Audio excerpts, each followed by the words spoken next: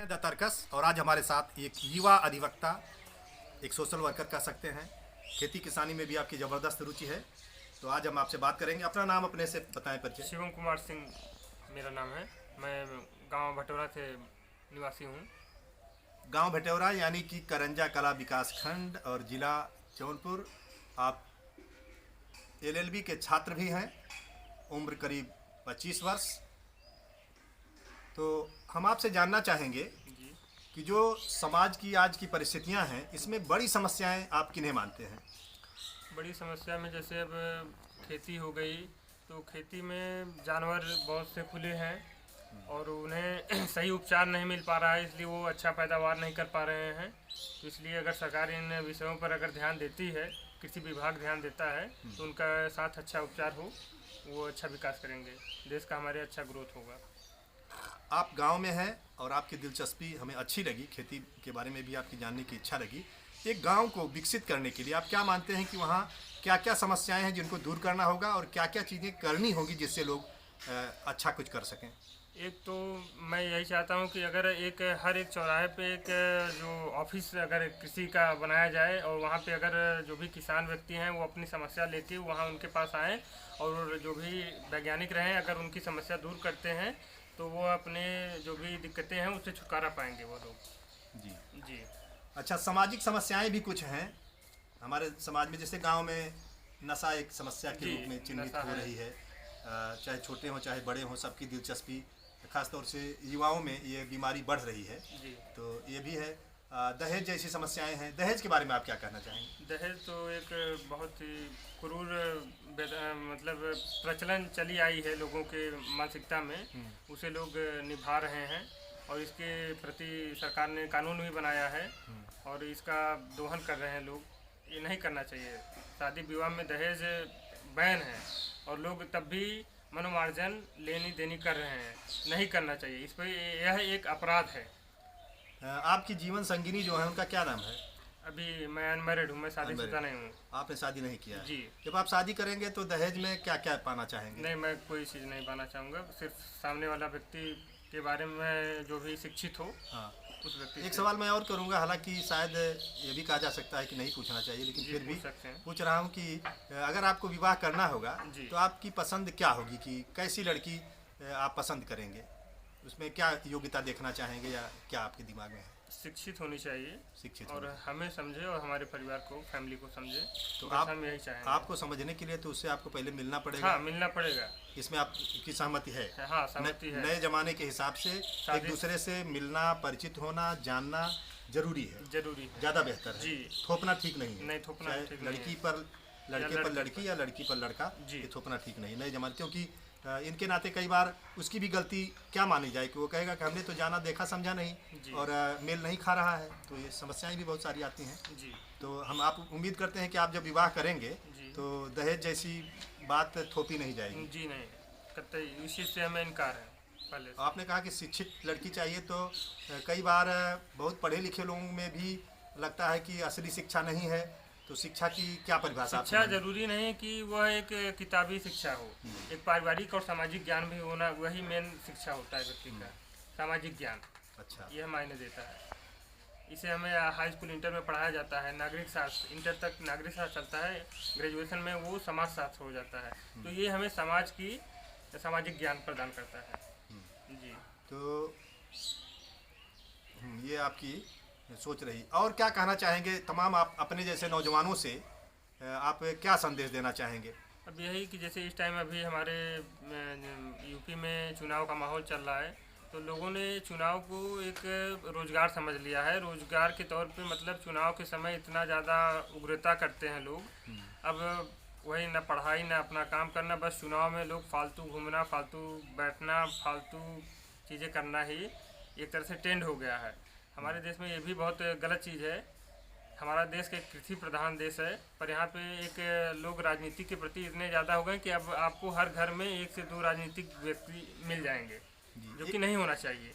मतलब देखिए, राजनीतिक सामाजिक राजनीति अगर करें, जी, अगर वो अच्छी राजनीति करें, जी, तो अगर गांधी जैसे हों, सुभाष जैसे हों, भगत सिंह जैसे हों जी, और भी तमाम महापुरुषों जैसे लोग हों तो अच्छा है। जी लेकिन जिस तरह का है, मैं तो समझता हूँ कि हर चुनाव में सैकड़ों गांव में दर्जनों नए लड़के नशे के आदी हो जा रहे हैं, जी हाँ। क्योंकि उनको फैसिलिटी मिल रही है और अवसर मिल रहा है, और वो कोमल मस्तिष्क नौजवानों को ये बर्बादी का एक कारण बन रहा है। अब यही चुनाव है, चुनाव में दिन भर लोग साथ में घूमते हैं, शाम को बैठ के कहीं ठेके पे या कहीं अपने फार्म हाउस पे बैठ के खेतों में लोग अपना बैठ के दारू पीना पिलाना, मटन मच्छी खाना, यही चुनाव की रणनीति रहती है उन लोगों की। तो ऐसा चुनाव से देश का विकास क्या होगा? कई गांवों में देखने में मिलता है कि किसी को दारू पिलाने में तो लोग सहमत हैं, कर देते हैं। अगर उसी आदमी को उतना ही पैसा सब्जी खरीदने के लिए देना हो तो सहमत नहीं होंगे, तो नहीं देते हैं। नहीं देते हैं। तो ये ट्रेंड कौन बदलेगा, कैसे बदलेगा? इसके लिए नवयुवक लोग जो भी हैं, हाँ। हम सबसे अपील करेंगे कि आप लोग राजनीति में राजनीति पढ़ें पर राजनीति करें ना। जो लोग आज की रूढ़ियाँ अपना रही हैं, जो इस टाइम अभी लोग घूम रहे हैं साथ में सभी के, शाम को दारू पी रहे हैं, बाइक पे बैठ के खूब घूमेंगे, तो ये सब ना करें। आप राजनीति के बारे में जानकारी रखें, क्योंकि हमारा देश एक राजनीतिक देश है। माने नेताओं में कुछ गुण होते हैं, जी हाँ। उनको तो लें, लेकिन लें। आज की युवा पीढ़ी नेताओं के सारे दुर्गुणों को तो तुरंत ले रही है, लेकिन जो उनकी अच्छाइयाँ हैं उसके नहीं ले पा रही उसको नहीं ले पा रही है। जी हाँ। ये एक समस्या है। जी हाँ।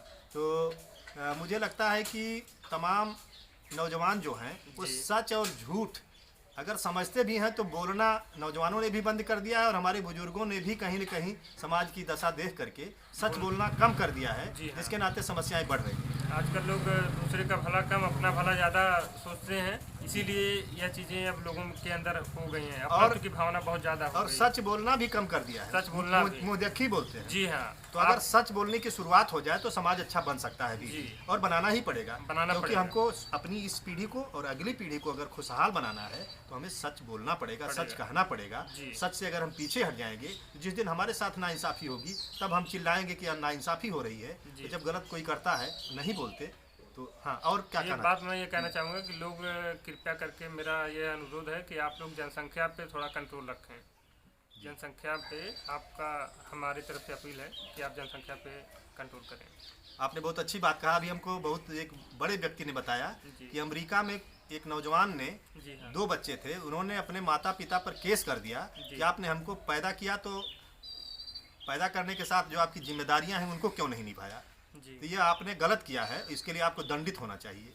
हालांकि कोर्ट में वो मुकदमा है, लेकिन उसने ये सवाल उठा करके एक सवाल तो खड़ा ही कर दिया कि हम केवल पैदा करने के लिए नहीं, बल्कि उसको कुछ लायक बनाने की जितनी क्षमता उतना ही पैदा करें। हमारी कानून ये हमें मतलब हमारे माता पिता को अधिकार देती है या कहती है कि जब तक बच्चा आपका बालिग नहीं होता है तब तक उसका भरण पोषण आपको स्वयं निभाना पड़ेगा, नहीं तो अन्यथा आपको कानून सजा दे सकती है।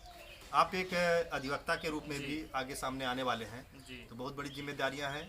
अधिवक्ता समाज का बौद्धिक वर्ग है, अगर वो लोगों को सही दिशा देता है तो उसका लाभ मिलता है समाज को।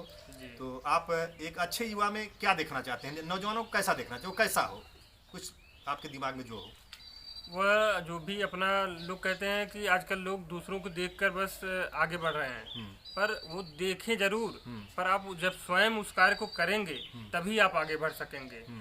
यह नहीं कि बस आप दूसरे को देख लिया, अरे उनका बेटा बहुत आगे चला गया, फलाने का बेटा आगे चला गया, लेकिन आप जब मेहनत करोगे, कर्म करोगे तभी फल पाओगे। अगर आप कर्म नहीं करोगे तो आपको फल नहीं मिलेगा।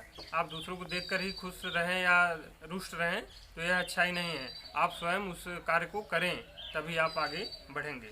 आप बीए करके एमए करके कर रहे हैं कि बीए करके बीए के बाद एलएलबी कर रहे हैं? जी हाँ। तो चलिए, बहुत अच्छा, आपसे मिल करके अच्छा लगा, और मैं समझता हूँ कि आप अभी युवा हैं, आने वाले समय में आप समाज में, देश के लिए, अपने गांव के लिए कुछ बेहतर करेंगे, क्योंकि आपके अंदर एक उत्साह दिखा है, दिलचस्पी भी दिखी है किसी चीज़ को जानने की, समझने की। जो थोड़ी देर की हमारी मुलाकात है, उम्मीद है फिर मिलेंगे आपसे, और आपने हमको समय दिया, बात किया, बहुत अच्छा लगा। और मैं चाहूँगा कि जब भी आप विवाह करें तो उसमें हम लोगों को भी बुलाएं, ताकि हम लोग हाईलाइट करें कि समाज में सामाजिक विवाह हो, असामाजिक विवाह आजकल हो रहे हैं, वैसा ना हो, ये बदले, समाज बदले। क्योंकि हम लोग भी ये बात कह रहे हैं, और लड़कियों से खास तौर से कहते हैं कि जो लोग दहेज मांगे उनसे शादी करने से इनकार मना कर दो डायरेक्टली, चाहे कुछ लड़कियों को कुंवारी रह जाना पड़े, क्योंकि ये एक आंदोलन की जरूरत है, ताकि लोगों की ये सोच बदले कि वो भी इंसान है, वो भी, उनके भी माता पिता ने उनको पढ़ाया है, लिखाया है, तैयार किया है, और एक दूसरे को के साथ जीवन जीने के लिए सौंप रहे हैं। तो दोनों की कुछ तो एक समानता, बराबरी, दोनों का एक दूसरे का सम्मान होना चाहिए। इसके लिए समाज में युवाओं को आगे आना पड़ेगा। जी। बहुत बहुत धन्यवाद।